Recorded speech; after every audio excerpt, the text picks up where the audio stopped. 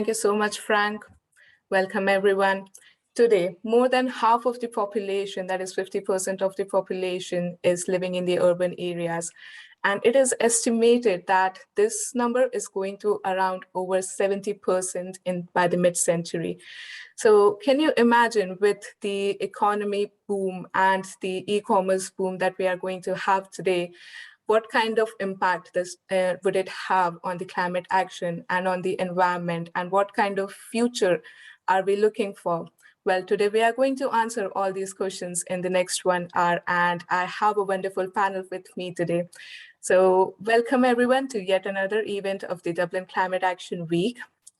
This is Payal here, and I am a part of the Smart Dublin team. Dublin Climate Action Week is a 1-week program which runs between 13th and 19th of September, and we are already in the middle of it.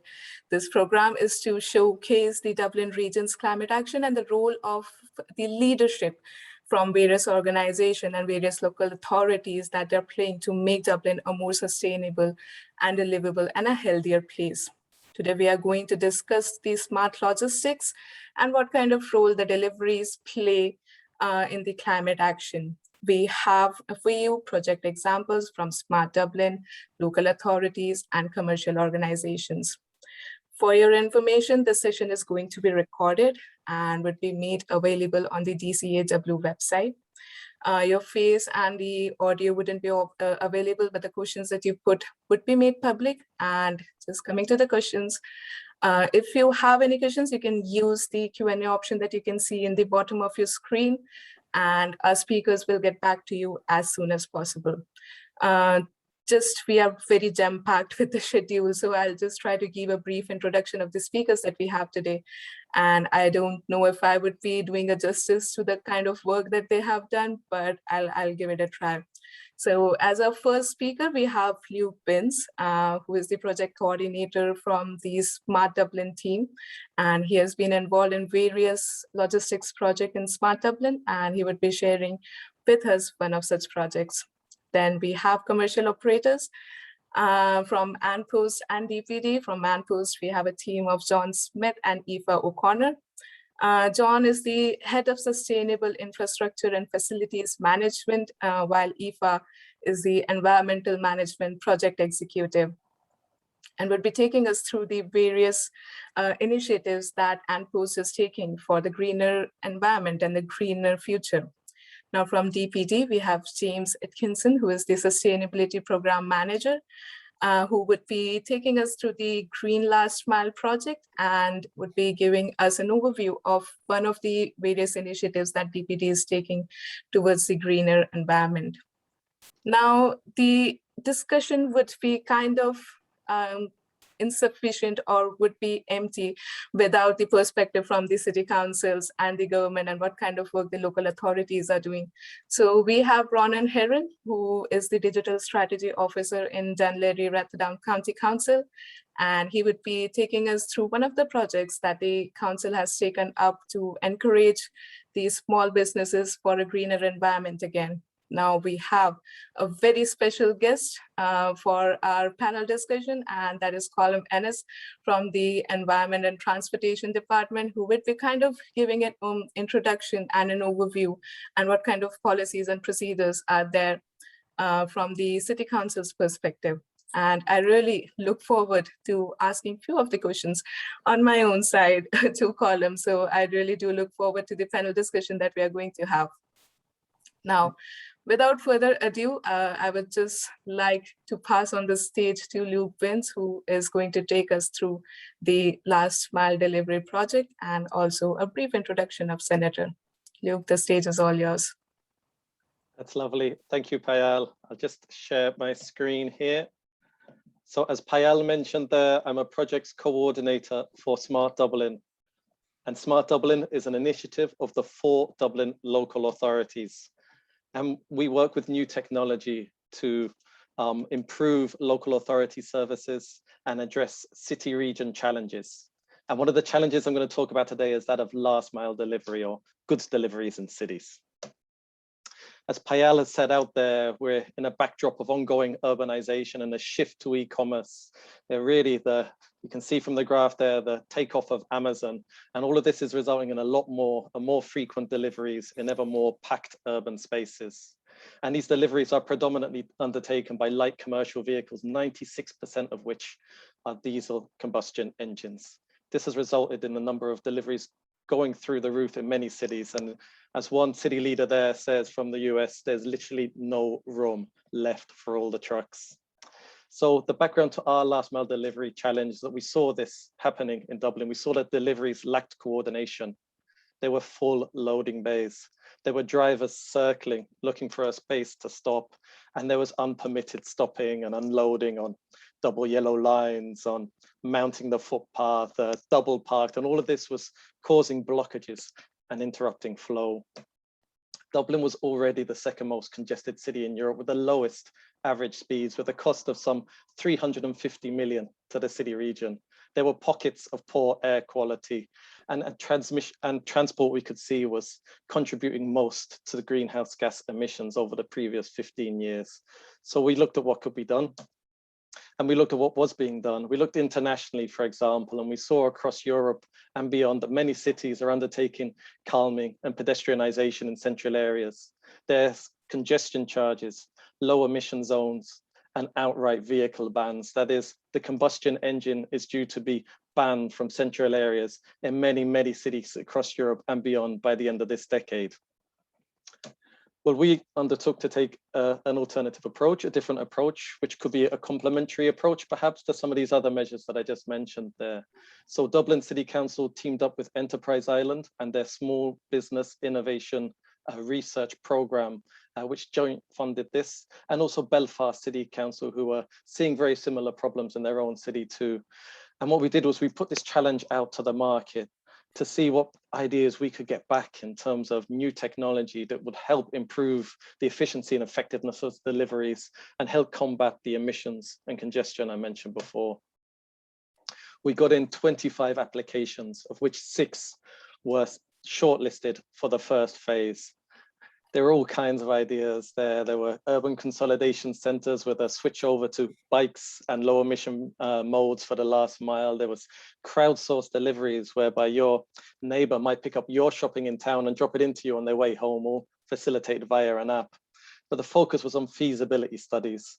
And out of this, we had 4 and then 3 projects which passed through to the next phase.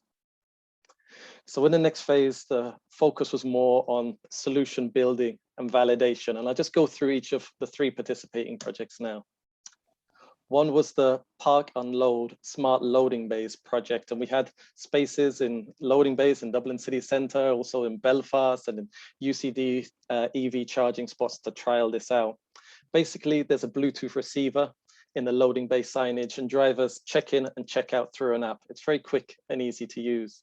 This enables the management authorities or the city council, or whichever council it is, to alter things such as the hours of operation, the types of vehicles permitted. For example, EVs might be given preferential treatment, and potentially look at the data that results from it. So it gives the city council and the authorities a lot more insight into who's using the loading bays and for what.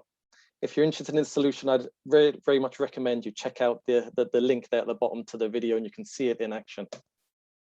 A second related project was by Grid Smarter Cities.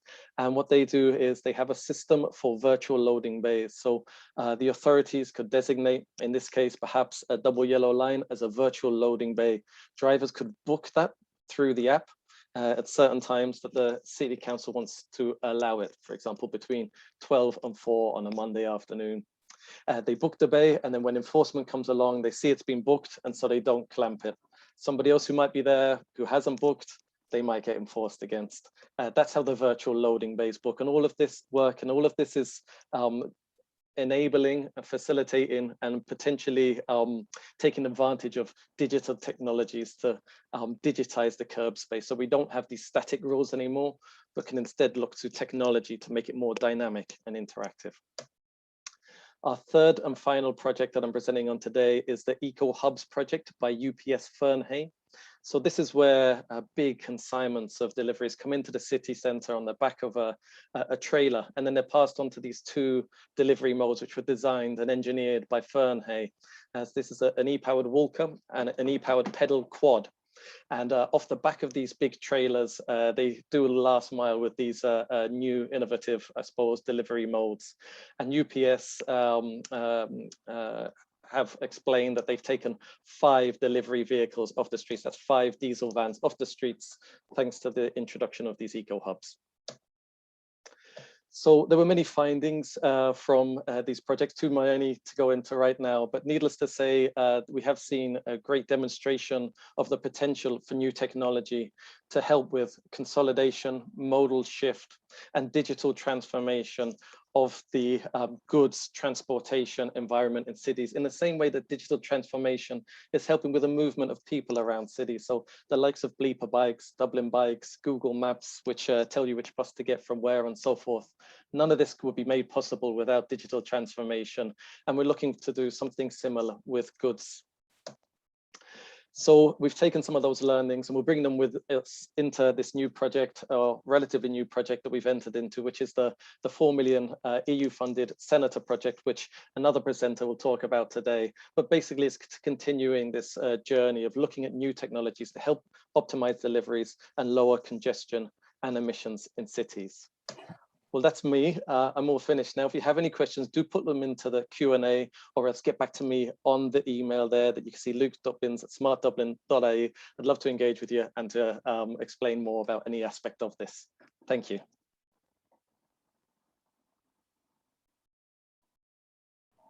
I was on mute there. Thank you so much, Luke, for going through the project itself. And it looks like to be a very relevant project. The issues are something that we see on a daily basis. Now I would like to just go on and pass on the stage to John Smith and Aoife, who would be taking us through various projects that ANPO's just taking up towards the sustainability and towards making logistics more greener. John, it's all up to you. Hello, everybody. My name is John Smith. I'm Head of Sustainable Infrastructure and Facility Management at Unpost. And my colleague Aoife O'Connor will be presenting on both Unpost and the work we're doing with Dublin City Council in reducing last mile deliveries. Next page there, please. Right, sorry, back again. At Unpost, we're acutely aware of the impact of climate change and the urgency of climate action. This is why we cannot wait to 2050 to get to net zero carbon emissions. Instead, we've chosen a target of net zero. We brought the target forward to 2030. So it's net zero by 2030 with the step in it to be 50% carbon free by 2025. And this is in line with other postal operatives around the world, and we've chosen 5 sustainable development goals that both ourselves and the other postal operatives in the postal sector are looking at. So the 5 sustainable development goals we're particularly interested in is decent work and economic growth, sustainable cities and communities, industry, innovation and infrastructure, responsible consumption and production, and climate action. So in terms of what the work we're doing in around sustainable cities and communities, we've introduced 1,000 electric vehicles in the last 2 years into our network of about 4,000 light commercial vehicles. We've further planned to increase double that by the end of 2022 to 2,000 electric vehicles. To give some sort of size and scope or feel to what we've done, we've now the largest charging network in the country. Our charging network exceeds that of the ESB, and we're one of the largest private chargers. We're one of the largest. We exceed the public charging network of any of the other suppliers. And we're driven to deliver emission-free cities, and we have a plan to do that by the end of 2021. So not alone where we've delivered emission-free deliveries into Dublin at the end of last year, we're hoping to extend that to the other 5 cities within the country by the end of 2021, with Galway being the only city that we haven't got to that. So if you want to catch up in terms of our other commitments in terms of that, we have that covered in our sustainability report that there's a link to there, please. So next page.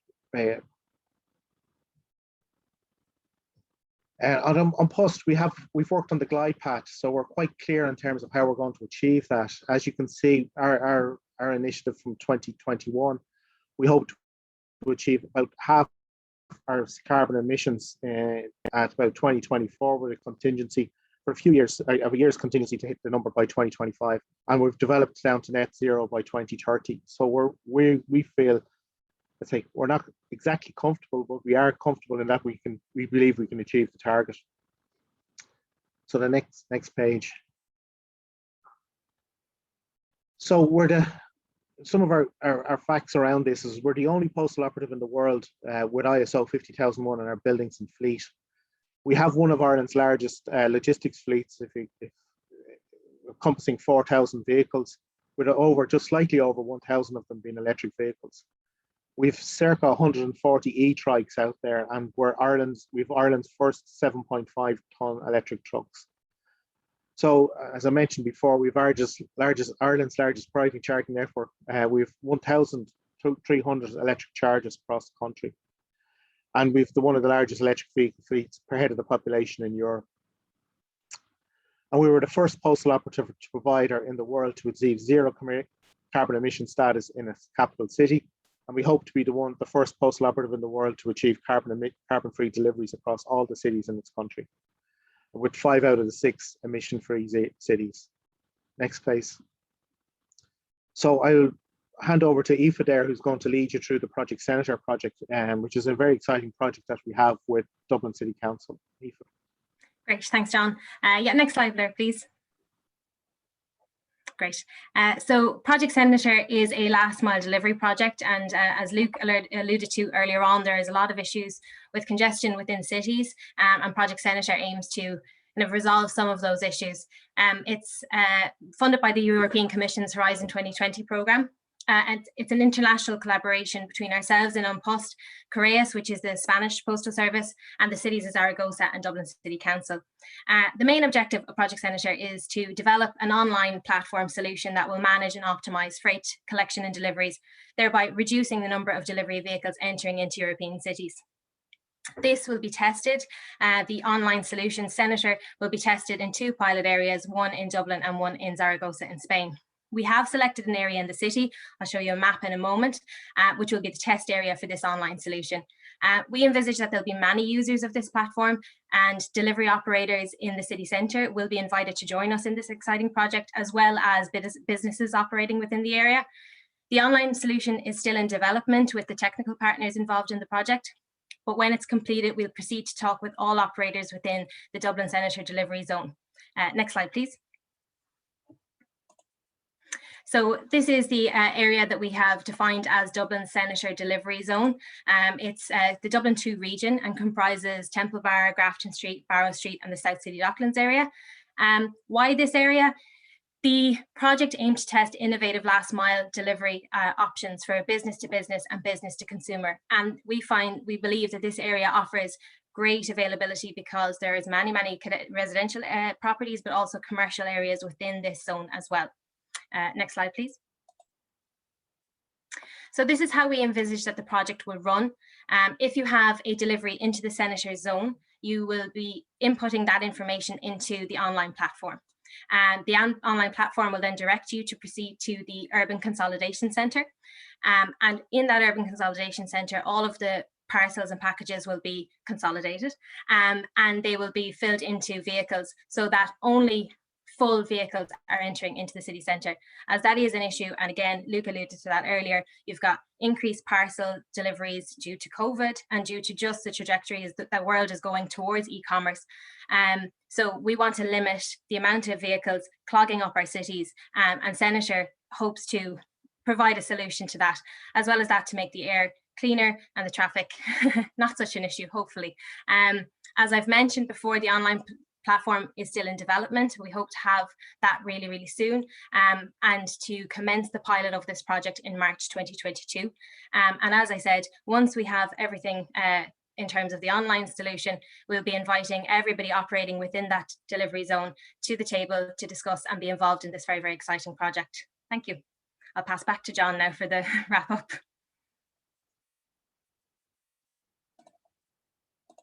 Sorry, we just muted there. So we would see the next steps is about investigating zero and low emission HGVs. And we're working with our peers and collaborating with our peers and member organizations to try and achieve this. Where we would see it is the electric vehicle is really the mode of transport for the light commercial vehicle end of the market. We see that as working very well for us. But however, as you move up the scale into the 7.5 ton trucks and into what we call the Arctics, it becomes less clear how the market is going to work. So we're looking at both hydrogen and electricity as being the two modes that it's most likely. And we've joined a number of groups there. So we're members of FITA, which is an Irish group. We're a member of Climate Action EV100. International Postal Corporation is very important to us because it allows us benchmark ourselves against our peer organizations within the postal and logistics sectors. We've joined Alice, and we've joined Alice, and we're vice chair of one of the innovation committees there. So we're trying to work through and see, can we be right at the edge of this innovation as it comes through, as well as chairing Post Europe and being directors of Hydrogen Ireland. So we're, in inverted commas, we're trying to cover all the bases. We're trying to make sure that we're right at the edge of the marketing decision. And part of us, our challenge is, from our chief executive, is to innovate and to bring forward new and interesting ideas that we can achieve this 2030 target. Next slide, I think that's me. Yes, so I'd just like to say thank you very much to everybody for listening to us, and back to you, Peo. Thank you so much, John, and thank you so much, Aoife, for your wonderful presentation. It's really interesting to know the kind of work that as a commercial delivery organization you guys are doing and being involved in so many things. I can only imagine that what kind of busyness would be there around this, and I'm looking forward to the Senator project too. I'm kind of involved in it, so yeah, but what kind of work and Post is doing. But talking about the work that the commercial organizations and the commercial delivery organizations are doing, I would like to pass on the stage to James, who would be talking about the green initiatives that DPD is taking. So James, it's all over to you. Hi, thanks, Pale. Thanks so much for leading such an interesting panel. So good afternoon, ladies and gentlemen.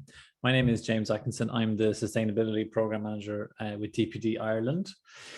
As I'm sure you're aware, DPD is one of the largest parcel companies in Ireland.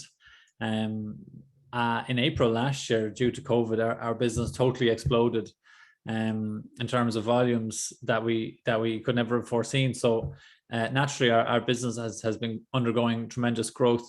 And around this time last year, our CEO, Des Travers, came up with the brilliant idea to use a double-decker bus and a fleet of electric bikes with trailers to deliver parcels in some dense residential zones, namely Drogheda, Bettystown and Laytown. So certainly some call it innovation. I tend to agree. I think it's an extremely brave project. So I want to share you a little bit about the results from it and how we hope to hopefully repeat it in a dense residential area in this year. So as I said, we took a double-decker bus.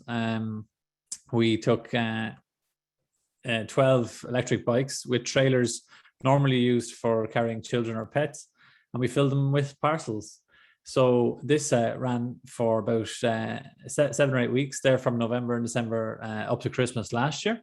And incredibly, we were able to deliver 1,000 small parcels per day around these 3 towns, with the bus acting as a mobile depot to feed the bikes with. The parcels were delivered in residential zones around Drogheda, Bettystown and Laytown. So basically, how did it work? We took parcels from our central sorting hub, and they were filtered out at the depot level, which filled the bus with parcels. The bikes and the trailers were foldable, and the trailers were foldable, and the bikes could be hung inside the bus. So the bus was a one machine carrying bikes, trailers and parcels. So it acted essentially as an in-between the depot and the dense residential area to deliver 1,000 parcels a day and take 10 diesel vans out of these urban areas. Now we want to repeat this. So we have analyzed our deliveries, and we've identified 12 dense zones, so 12 busy areas in different parts of Ireland. And one of them, as you see on your screen there, is Cork. So what we'd like to do is create a feeder vehicle that runs in between the depot and the local dense area, as identified by 3 circles here on this map.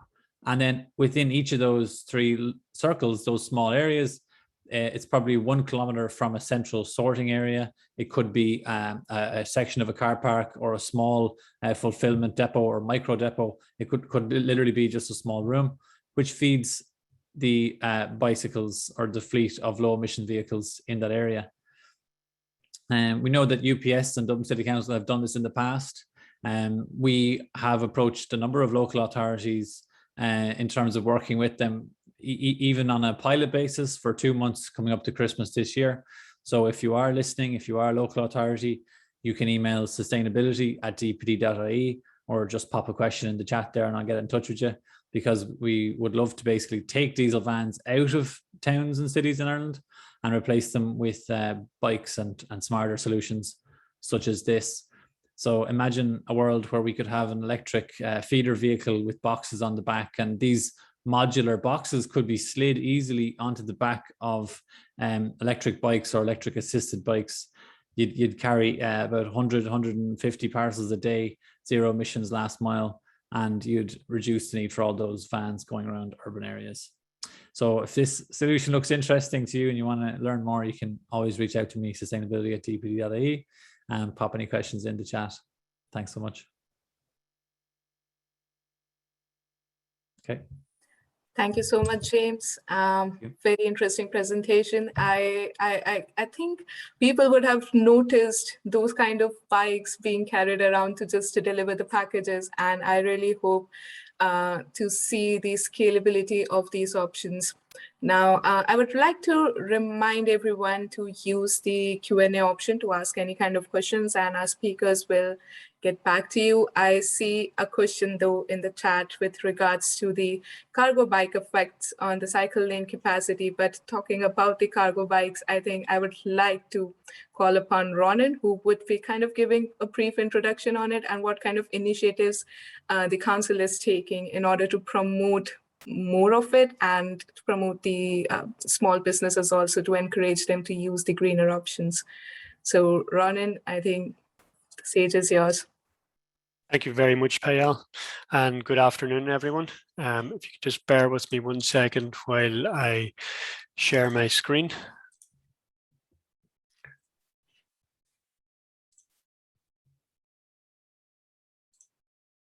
Okay, so you should be seeing that now, and I'm just going to run through it and go back to the start, because that wasn't the first slide from beginning. Okay. So good afternoon, everyone. I'm Ronan Hearn. I work for Dún Laoghaire-Rathdown County Council as their Digital Strategy Officer. And in the context of urban logistics and deliveries, I'm going to talk about one of the many projects that we're involved here in the digital strategy team. But this project is specifically around logistics and deliveries. It's our DLR e-cargo bike scheme with Bleeper Box. And I suppose the first thing I would like to say about logistics and deliveries is the extent to which all of this has changed, not just in the last couple of years because of COVID and because of the climate crisis that we're facing at the moment, but I mean, if we think back to when we were young, when it was the postman who didn't just deliver the letter to you, but also took your letters away and posted them for you. Often the postman would also deliver the pension to old people. And now we're in a place where we talk about deliveries, logistics in the context of perhaps drones, all kinds of new technologies. But let me just focus on one thing at a time. So let's just talk about the e-cargo bike scheme. And I think the cargo bike scheme could only work because a number of other things came together. So essentially, it's my contention that the role of the local authorities in all of this area is both hard and soft. So if we do hard things, and hard, I mean hard both in terms of infrastructure, when we do things like create the coastal mobility route, and I mean hard in the context of difficult when you talk about trying to change people's behavior and perceptions around what delivery should be in a modern urban context. So I think that we have a role as a local authority to play on both sides, and that by putting the coastal mobility route in place, DLR kind of enabled an environment where the next scheme around e-cargo bikes became possible. And on the soft side of things, we talk about active travel options. And I suppose in active travel, that's all about getting from A to B under your own steam. And I think there's a piece there that we haven't really teased out around getting from A to B under your own steam and getting parcels delivered into your hand at the door. So anyway, these are the things that have come together: the coastal mobility route and active travel options. And I suppose the bit we all need to figure out together is does the future look like, and how do we get there? So first of all, let me talk about our the e-cargo bike scheme and the various different pieces that needed to come together in order for that to happen. So during COVID, as everyone has mentioned, parcel deliveries went through the roof. Face-to-face business went through the floor, and there were massive challenges to be faced. Everybody expected to get everything delivered to their home. Businesses were crying out for help. So we dreamt up a scheme in DLR. We sat down with the guys in Bleeper Box, and we said, well, we can see that there's an awful lot of delivery happening, and that's happening for the types of businesses who are already at scale and who already maybe have an online presence, and they're familiar with the whole area of e-commerce and home delivery. But what about the local businesses that maybe aren't at that scale yet? Is there anything that we can do? So the reasons for doing that were twofold, really. We're trying to push the whole sustainable transport piece because of the climate, but we were also trying to help local businesses to reach out and support our local businesses.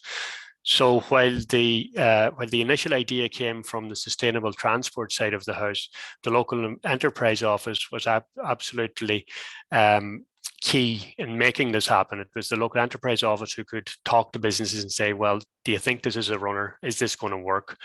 It was the local enterprise office who got businesses signed up.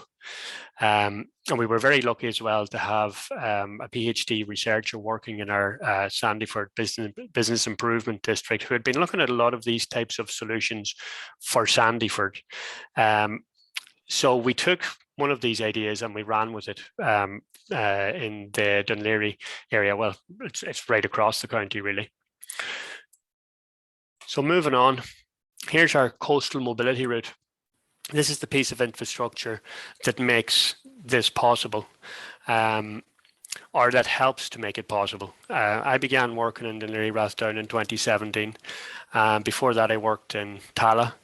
I wasn't really familiar with Dún Laoghaire Rathdown, but as a cyclist, I became very familiar with the villages, the necklace of villages along the beautiful seafront. And it's what the coastal mobility route is almost one of these things that now that we've done it, we can't imagine how come it wasn't ever there in the first place. If you're into walking, if you're into cycling, the coast of Dún Laoghaire Rathdown is absolutely amazing. So that fulfills it ticks so many boxes for us. It links this necklace of villages.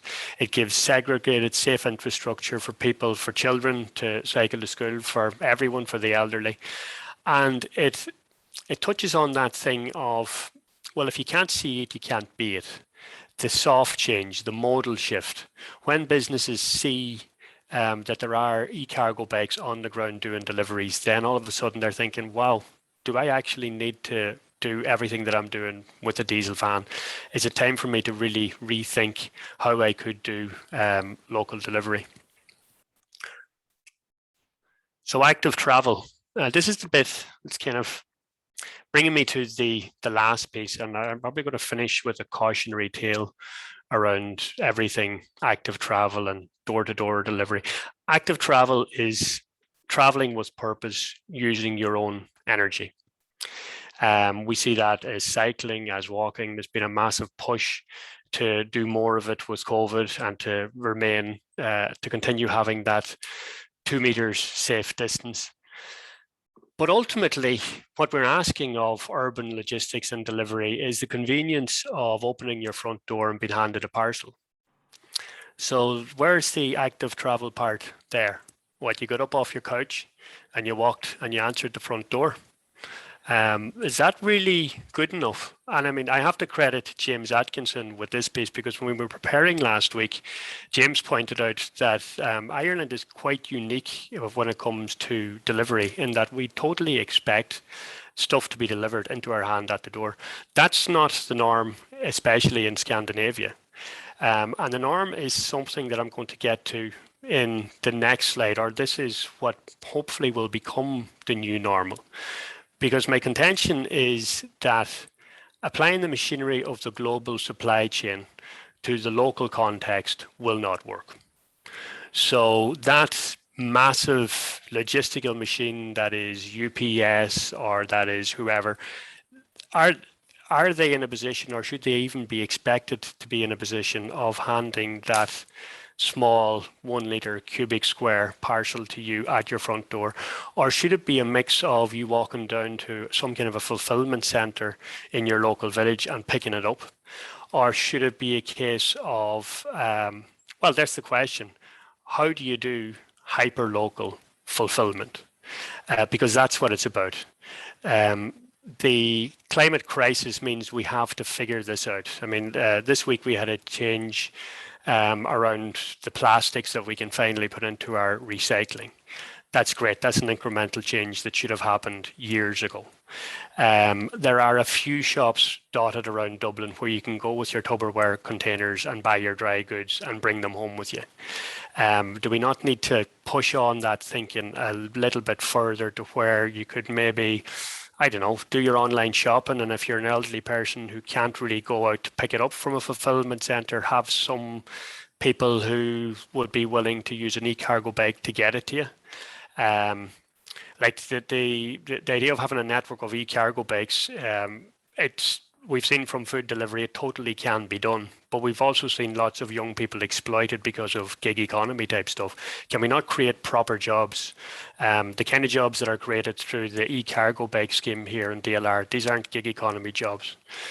Ronan, I may have to just remind you that we have to jump to the panel discussion, and I really apologize for doing so. Can I finish with my cautionary tale, Paya? Yeah. Okay, so I was pretty much finished, but I just want to talk about something that happened in 1935 in Donegal. I think he was the poet laureate at the time, but Dylan Thomas was going through a particularly black patch as regards his lifestyle. Drink was a huge problem.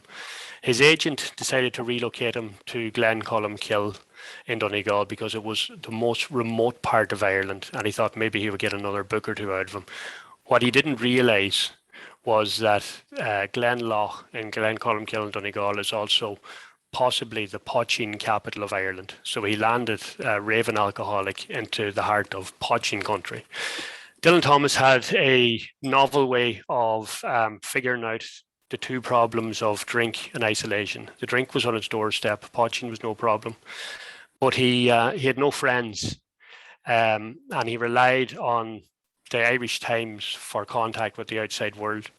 Looking at the Irish Times, he saw an ad in the corner: subscribe for 1 year and it will be delivered by your postman every day. It was a 12-mile walk from the post office in Glencolumkill to the cottage that Dylan Thomas had in the mountains. But he got his newspaper every day because that's what was guaranteed. So active travel for the postman, maybe not so great for Dylan Thomas. I'll hand you back to Payal. Thank you very much. Thank you so much, Ronan. Very interesting tale at the end. I would probably just go and look into it, that how would it look like. But just moving on, if we can just stop sharing the screen there, Ronan. And thank you guys so much for the active questions. Our panel, our speakers will get back to you. But just starting with the panel discussion, and since Colum is joining us, especially for the panel discussion, I think my first question would be to him. So Colum, we see today that the public spaces are being used in a way that has never been before, which includes things like outdoor dining and street pedestrianization and new cycling infrastructure and so on. So how do you think that these initiatives will affect the council's plan for better curbside management from a more of a logistics and the transportation perspective? Well, I think, thanks, Payal. Great presentations. Yeah, just to answer the question, it is a challenge, has been a challenge over the last 18 months, as we've in DCC created more space for pedestrians on the city streets, and also improved the cycling infrastructure. It has created challenges, with deliveries to shops and offices around the city. Various solutions have been put in place where loading bays maybe have been moved, and often taking out car parking spaces. We've also, moved maybe a loading bay around the corner. If you'd used side streets to help with that. I think that there's nearly always a solution to these things. It might be difficult to get there, but we've also looked at almost bespoke solutions, down to several businesses, and working with them, maybe on changing the times of their deliveries, and working with us on it. I think key to all of that was the setting up within the COVID mobility project teams in DCC. There was a communications group, and a group that within those teams that worked very closely with the city businesses, and that two-way communication really helped with making those initiatives a success. And we hope to continue with that work. There is a lot of work on pedestrianisation and improving our cycle infrastructure.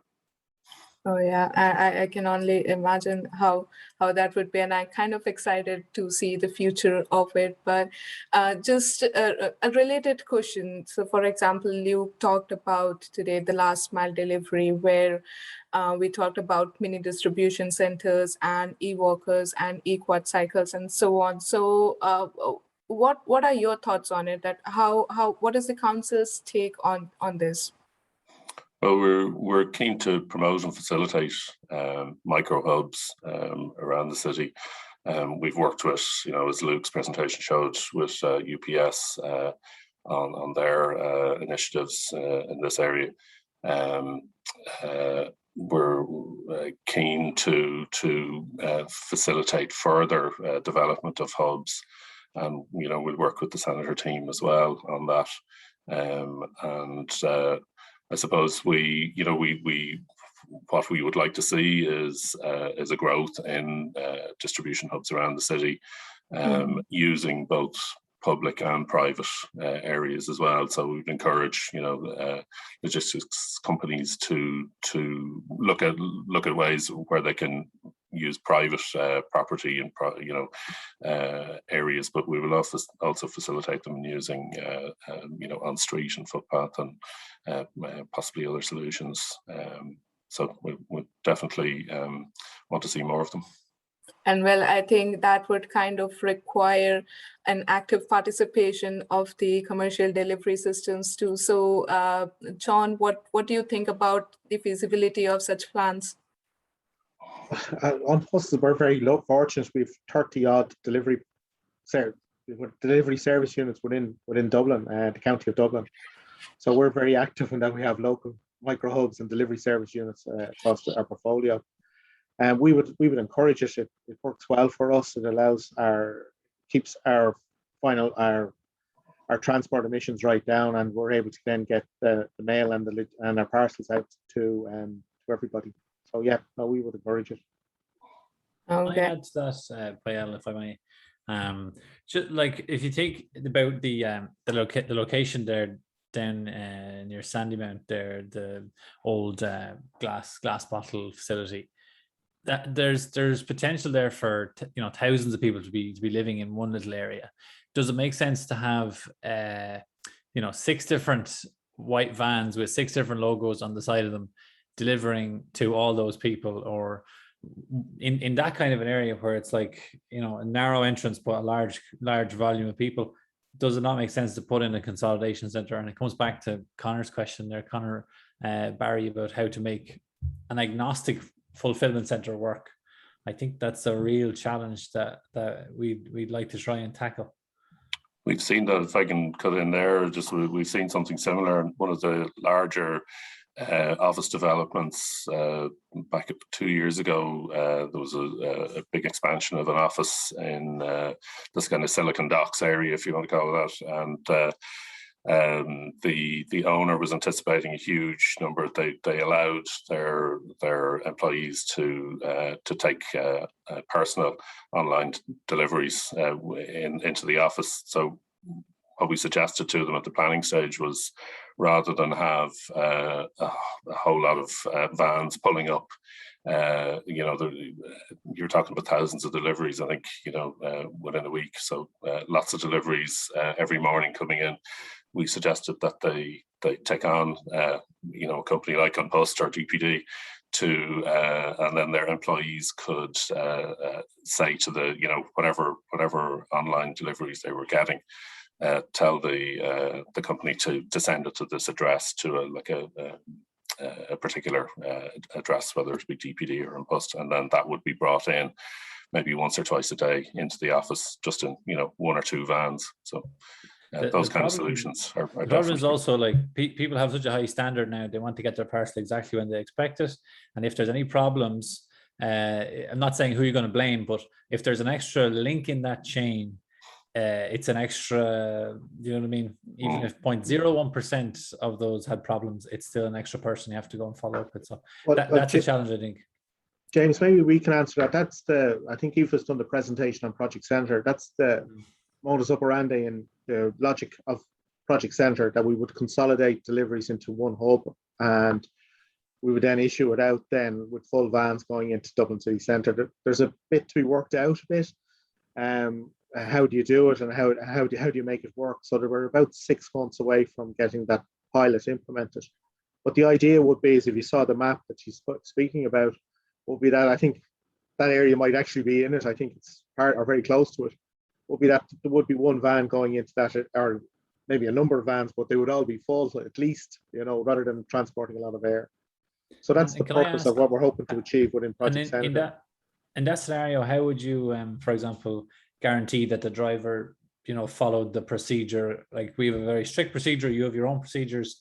Do you have to train a driver on every company's procedure for the actual delivery? Well, that's what we would be doing. The Project Centre would become the project will dictate how that procedure is followed. Okay. We would be talking about going in with carbon neutral deliveries or carbon zero deliveries. So it would be the trikes or potentially the bus that would go into the city centre for that type of delivery. And what we'd be doing is encouraging, so instead of having 3/4 full vans, that everything will be full. So it limits the traffic, and because you're using these low emission vehicles, there's 0 emissions, so it's good air quality, less noise, all that other ancillary stuff that we talk about, improving the life of people in the city centre. So we have a lot to work through, so we leave it at that then, but that's the plan. No, but John, you talked about the Senator project there. So I think, Eva, my question would be to you, that since the time that the Senator came into picture, are there any kind of changes that has happened in the operational side of Unpost work, or are they still to be materialized, I would say?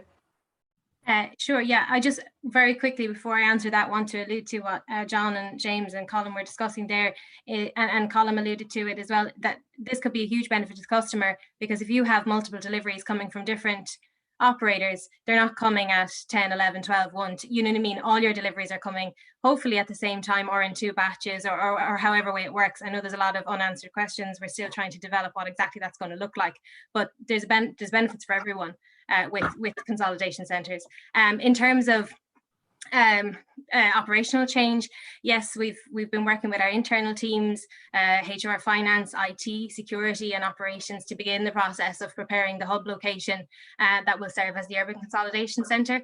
It'll be a challenge to try and determine how we ensure everything, and as James alluded to there, the different operational procedures of the different people that may be involved, but we're working hard internally to ensure the success of the project.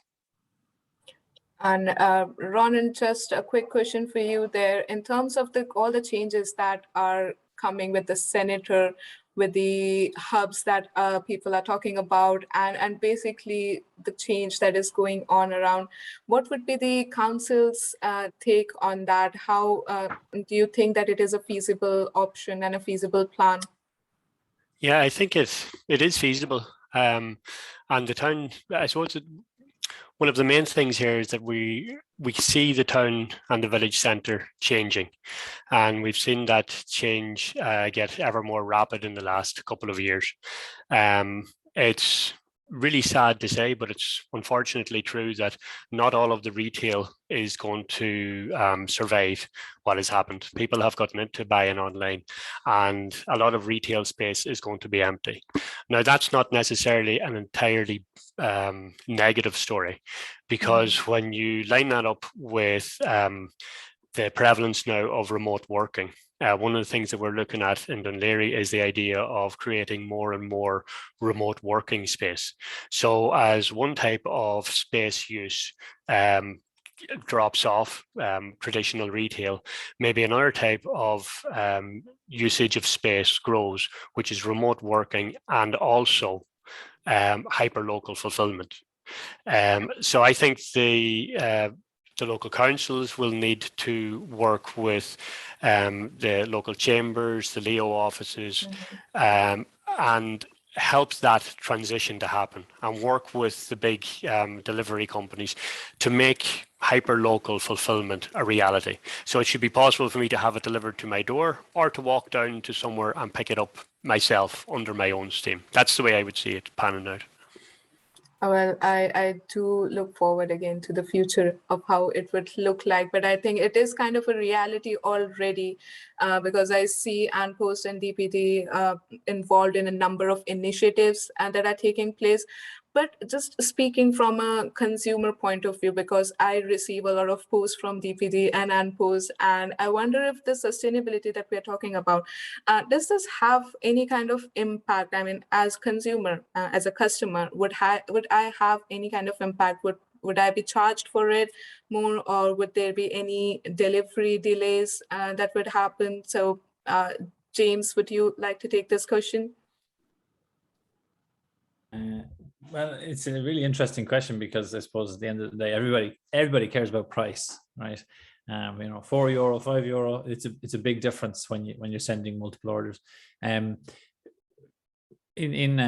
Post Nord in Norway, as Ronan was talking about there, the norm is that when you buy online, it might cost you €3 or €4, and you know it's going to be in your local post office, or it's going to be in your local, you know, convenience store. So that's the expectation. If you are feeling lazy or something and you really want it to your door, you can pay an extra €2 or so and get the luxury of a door delivery, right? Whereas in Ireland, we, especially since COVID, we pay our €5 or €6 or €7 at the checkout. We expect the parcel to find us, basically, and there's no real option that says, you know, for €3 less, you could get it delivered down the road and pick it up from there. So I think there's a big potential there. Like, you know, if you can reduce the cost and make it convenient, you can pop into your local Spar and collect that parcel. Yeah. It could be €2 cheaper. I think people would go for that. And John, what would be your take on this? Has AnPost experienced anything with relation to the customers, any effect on the customer service when it comes to sustainability? Well, just on the parcels, yes, we would see that people, our parcel numbers, I think, doubled in the year. So in COVID, so there was a huge amount of work on sustainability and efficiency. And yeah, in relation to what the customer wants, I think the customer wants a secure delivery of their parcel because they've asked for it, costs a lot of money, and they expect it to be handed to them. Now, I'm speaking in my own regard here as a customer. But what I think what people want is that it's secure. So I would agree. We have a project called Parcel Locker that we're looking at putting in place, which we part of Project Senator. So reduce the amount of transactions or movement within the area. And I think James is right. Somewhere where you could actually go and leave the parcel where it would be delivered to, be it a Spar or somebody else, would work very well as well. Thank you so much, John. I think we are running short on time, so I would just ask my last question that the European Commission vision for 2030 was near zero emission in the urban logistics section, and I think this question I would direct it to Colm and Ronan here. So Colm, you probably can start. That what kind of future are we seeing? We are already in 2021, so we are talking about probably 5 to 10 years ahead. Yeah, I think I can see last mile delivery becoming more closer to zero emission. I think, with what we've been talking about this morning, I can see that developing at a pace over the next few years. We probably should have been doing this and looking at this years ago. I suppose it was the matter of a major recession there a few years ago, but that kept our minds on other things. But I think the last mile delivery, you can see that going towards cargo bikes, walkers, and low and zero emission. I think what John was saying earlier on about the heavy goods vehicles and lighter, medium goods vehicles, I think that's a challenge. A lot of what we're talking about, a lot of deliveries into the city centre are on those bigger trucks that are 7.5 ton and up.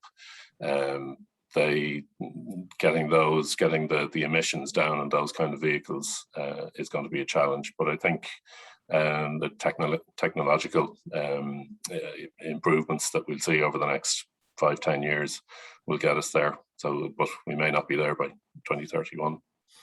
That's my view of it. Ronan, what do you think about it? I think, like a lot of things, it's going to be multi-phase, multi-pronged attack on this. We're going to need to do a lot of work to get to those zero emissions targets. A lot of what we're going to need to do is going to be research-based. We're going to need to work with research-performing organizations, with academia, with industry, work together to figure out these tough questions, but also the things on our own doorstep that we can do ourselves. The bit I said about getting up and walking down and picking up a package rather than waiting for it to be delivered to you. Electrifying our own fleet.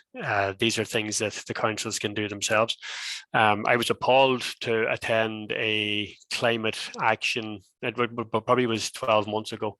Well, 2 years ago, because it was an actual live event in Croke Park talking about climate. And I passed a guy, a DCC worker, with a petrol-powered leaf blower in Mountjoy Square. That kind of thing, we just shouldn't be doing that. A yard brush would be way better. Move away from the high tech there, give the lad a brush. Burning petrol to blow leaves around in circles, it's not a good look. So I think there's a lot we can do.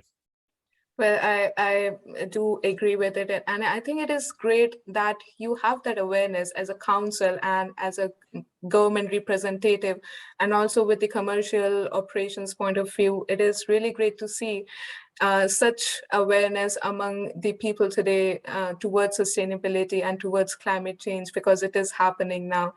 There's a few questions there, Payal, as well. Can I just say, if anybody wants to get in touch afterwards, you can always email sustainability@dpt.ie, or maybe you have another email address, Payal.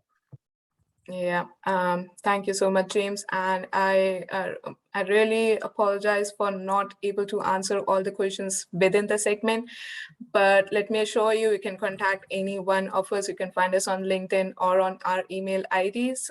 My email ID would be payal.pandya, Pandya, at dublincity.ie. And if you have any further questions, you can email me always. We are a bit short on time, and even I have a lot of questions for the speakers here, but unfortunately, I cannot ask them as of now. But I really thank you guys for taking up the time to come here. I know it is lunchtime, so either you have skipped your lunch or you're rescheduling it, and I really appreciate you for it. And even for the audience, I really appreciate you taking the time listening to us. And if you have any questions, as I said, feel free to reach out. I would really like to thank also the organizers of the Dublin Climate Action Week, and also from my team, Alan and Frank, who has helped us a lot in terms of logistics and in the preparation of this webinar. But it was great listening to you guys. It was great talking to you. And thank you so much for answering all the questions. I really look forward to speaking to you again. So have a great day, guys. Thanks, Payal. Thank you, Payal. Thank you. Bye. Thanks, everyone. Thanks, everyone. Bye. Thanks, Payal. And if there's any questions in the Q&A and chat that we haven't got back to, we'll get back to them, and they'll be sent out presently along with a recording of this. Yeah. Thank you so much, Luke. Thanks, Colin. Bye, Bye now. everybody.